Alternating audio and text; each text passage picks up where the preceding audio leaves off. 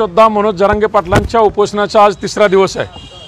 अजूनही सरकारने योग्य तो मार्ग काढण्यासाठी हैदराबाद गॅजेट असेल, मुंबई गॅजेट असेल किंवा सातारा गॅजेट असेल, आमच्यावर दाखल झालेले गुन्हे असतील याच्यावर सन्माननीय तोडगा काढल्याशिवाय सोलापूर शहर व जिल्ह्यामध्ये लाडकी बहीण योजनेच्या प्रचार व प्रसारासाठी माननीय मुख्यमंत्री आणि दोन्ही उपमुख्यमंत्री येणार आहेत। जर मनोज जरांगे पाटलांचं उपोषण योग्य तो सकारात्मक मार्ग न काढता जर तुम्ही सोलापुरात पाऊल ठेवाल तर मुख्यमंत्री साहेब याद राखा, लाडक्या बहिणी लाडका भाऊ संघर्ष योद्धा मनोज जरांगे पाटलांसाठी हा कार्यक्रम उधळून लावतील आणि तुम्ही सोलापूर जिल्ह्यात तुम्हाला ही सकल मराठा बांधव पाय ठेवू देणार नाहीत।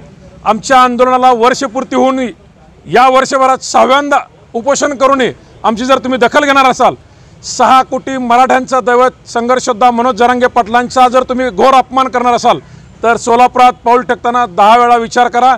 तुम्हाला योग्य ते प्रत्युत्तर दिल्याशिवाय हा सकल मराठा समाज शांत बसणार नाही। जय जिजाऊ, जय शिवराय।